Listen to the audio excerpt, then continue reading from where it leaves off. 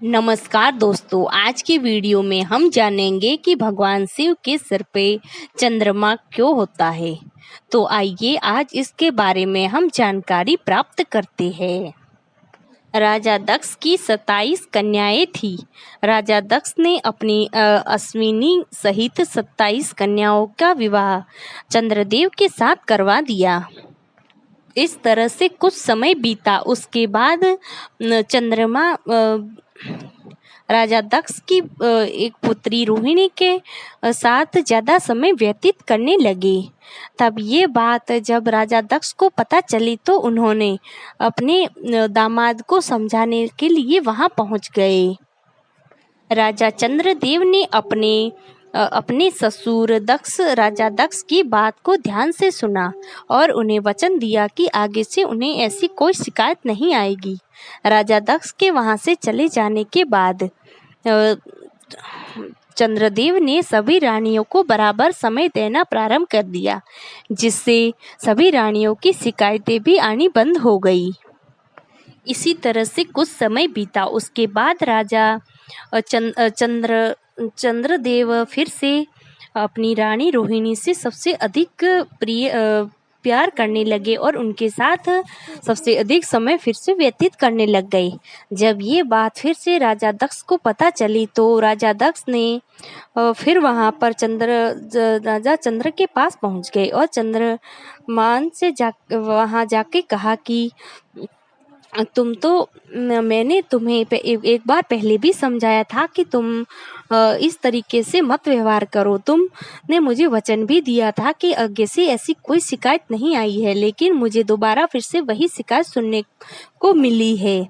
फिर राजा दक्ष ने उन्हें समझाने की फिर चंद्रमा ने राजा दक्ष को समझाने की बहुत कोशिश की कि उनकी रानियों के बीच में क्या हुआ था, लेकिन राजा दक्ष तो किसी की सुनने वाले नहीं थे। फिर उन्होंने चंद्रमा को श्राप दे दिया और कहा कि तुम अब से क्षय के रोगी बन जाओगे। चंद्रदेव की बात सुनकर राजा दक्ष की बात सुनकर चंद्रदेव बहुत परेशान हो गए और वो चिंता में पड़ गए।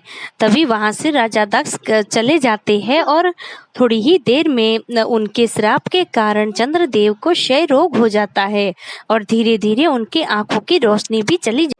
क्षय रोग के कारण चंद्रदेव की हालत बिगड़ने लग जाती है और गंभीर हो जाती है। ये सब देखकर सभी देवतागण परेशान हो जाते हैं और इस समस्या का हल ढूंढने के लिए वो ब्रह्मदेव के पास चले जाते हैं और उन्हें जाके विनती भरे स्वर में कहते हैं कि ब्रह्मदेव, चंद्रदेव को राजा दक्ष ने श्राप दिया है कि उन्हें क्षय रोग हो जाए, इसलिए उनकी हालत गंभीर होती जा रही है। अब आप ही इसका हल निकालिए, कोई तो उपाय बताइए जिससे कि चंद्रदेव ठीक हो जाए। फिर ब्रह्मदेव उन सभी देवतागणों की बात को ध्यान से सुनते हैं और फिर कहते हैं कि बहुत ही राजा दक्ष ने बहुत ही बड़ा श्राप दे दिया है, इसलिए इसे हटाना तो नामुमकिन है, लेकिन वो उस चंद्रदेव से जाके बोलना कि वो सोमनाथ नाम की जगह पर जाके तपस्या करे, जिससे ही उसके इस समस्या का निवारण हो सकता है।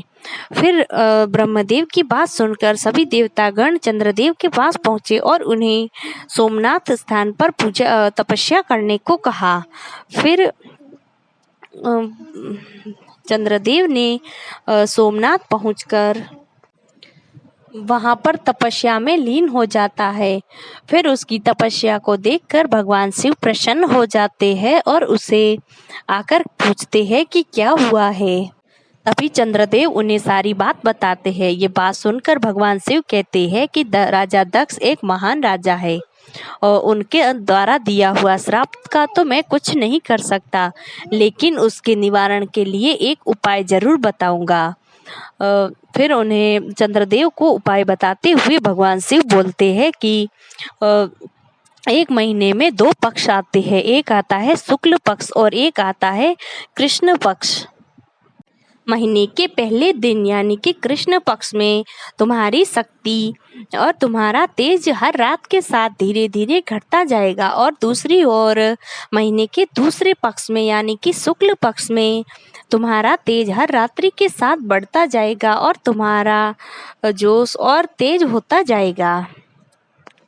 इस तरह से महादेव के बताए हुए उपाय को करने से चंद्रदेव धीरे धीरे पहले की तरह एकदम स्वच्छ हो गए, और अब इसीलिए कष्टों के निवारण के लिए और उनका ध्यान रखने के लिए भगवान शिव ने उन्हें अपने सिर पर विराजमान कर दिया।